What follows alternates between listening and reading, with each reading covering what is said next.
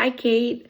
I really enjoyed watching and listening to your discussion post this week. I thought you did a really good job explaining personal values and how they relate. And I thought you did also a really nice job of talking about your own personal values and how that might cause, a little bit of conflict or something where you would have to like search a little bit deeper or practice the skill of bracketing. So I think you did a really nice job with that. The main thing that drew me into your post was when you brought up the fact of how this relates to school counseling, because I'm also going to the school counseling track.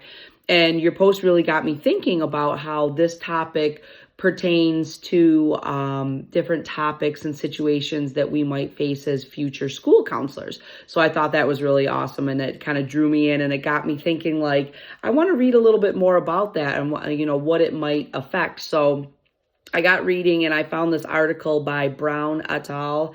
2017, and they said something really interesting, which was school counselors face many ethical dilemmas because they're trying to minimize the harm to their students and also maximize the student benefit. So there are a lot of situations that arise because they're working on relationship with principals and another administration, teachers, parents, and other stakeholders in the school. So they have a lot of different, and we in the future will have a lot of different avenues that they have to make sure are clear and have a good relationship with. And there also can be conflict because you have all these interplay things going on. So I think it was very interesting how the article pointed that out.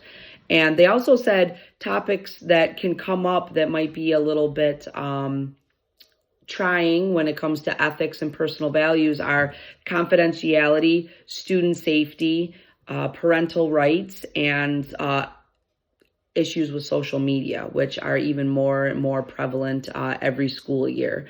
And it's interesting because our personal values may conflict with the situations that we're working on. And I think it's very important to be aware of our personal values and how they might affect the situations that we find ourselves in.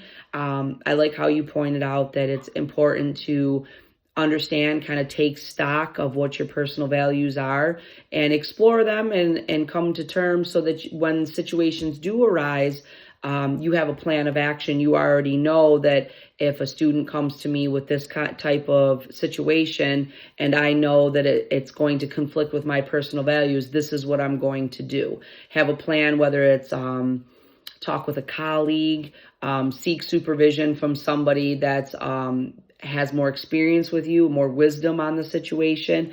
And then I also think there's a lot to be said about reading professional literature and also attending professional development because the field is ever changing. I can remember visiting the guidance counselor when I was young compared to what I have learned just in my second semester here about the wide range of skills and responsibilities that school counselors have. So I think professional development is key because in our ever-changing field, we have to stay, we really have to stay up with what's going on and what ethical dilemmas may arise so that we can take stock of our personal values and make sure that we're on point with all of that. And I also found it interesting too. I didn't know this before, but we have the ethical body that like for all counseling, but school counselors have their own set of ethical standards too. So I found that really interesting. So I just wanted to thank you for pointing that out because it made me dig a little bit deeper and I found out some interesting things. So thank you.